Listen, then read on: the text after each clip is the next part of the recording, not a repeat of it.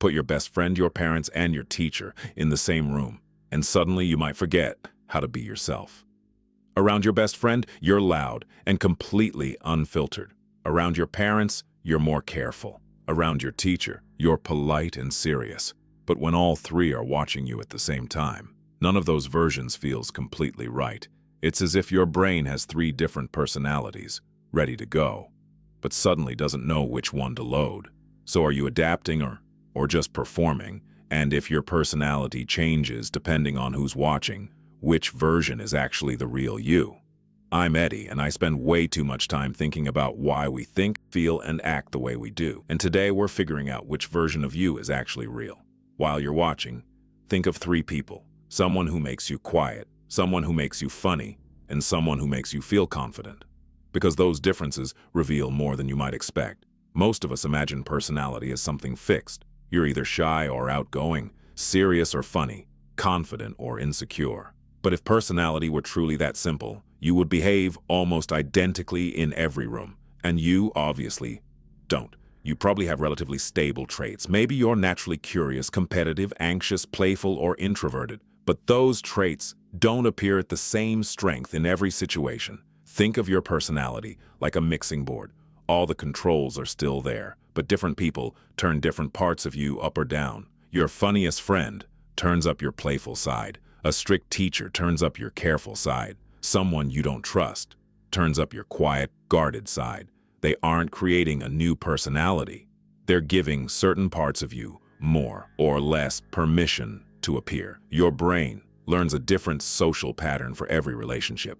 It remembers which jokes are safe, which opinions are accepted, how loudly you can speak, and how much of yourself you can reveal. That's why you probably don't speak to your grandmother exactly the way you speak to your closest friend.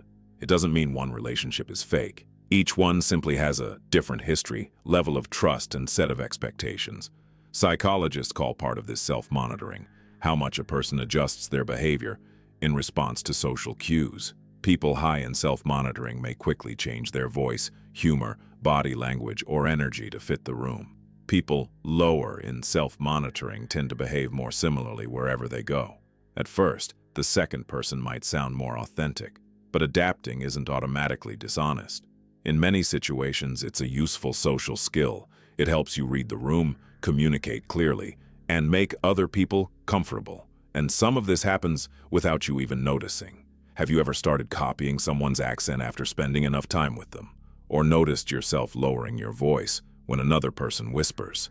In classic psychology experiments, people reported smoother interactions and liked another person more when that person subtly mirrored their posture and movements. We naturally coordinate with people because similarity quietly signals, "I understand you, we're on the same wavelength." But here's where it becomes really interesting. Every relationship trains your brain to expect a particular version of you. With one friend, you're the confident one. With another, you're the listener. At home, you might still fall into the quiet role you learned years ago, even if you've become completely different everywhere else. That's why returning to an old group can make you feel like an older version of yourself. You haven't lost all your growth. The relationship has simply reactivated a familiar social pattern. And it also explains why bringing two friend groups together feels so strangely uncomfortable. Your brain normally knows which pattern belongs to which group, but now those patterns are colliding. Do you use the humor one group understands? Do you act confident or reserved? Which version are they expecting? For a moment, your brain is trying to satisfy two different sets of social rules at once. If this video is helping you understand yourself a little better, leave a like and subscribe to Neural Space, because that's exactly what we explore here. So which version is the real you? The quiet version is real. The confident version is real. And the ridiculous version that only appears around your closest friends is real too. They aren't separate personalities. They're different expressions of the same person. But that doesn't mean every version is equally healthy. Sometimes adapting means respecting the situation. Other times it means making yourself smaller because you're afraid of being rejected. The difference becomes clearer when you ask one question. Did I only change how I express myself, or did I change what I actually believe? You can speak differently to your friend and your teacher while being honest with both. You can be quiet in one room and loud in another without betraying yourself. But if you constantly hide your opinions, pretend to enjoy things you hate, or become whoever you think someone wants you to be, that isn't just flexibility. It may be fear searching for approval.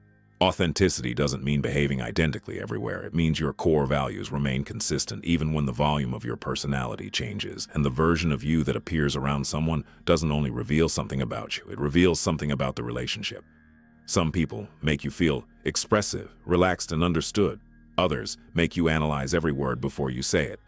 That doesn't automatically make the relationship bad, but it is information worth noticing. The real you isn't one perfect personality hiding beneath a collection of masks. It's the pattern connecting all your different versions, the values that remain, the traits people bring out, and the choices you make when fitting in would mean betraying yourself. So no, behaving differently around different people doesn't automatically make you fake. It makes you human. The goal isn't to act exactly the same in every room. It's to notice which relationships allow you to expand and which ones make you disappear. Now think about this. Who brings out the version of you that you like the most? Tell me in the comments, and consider what your answer reveals about that relationship.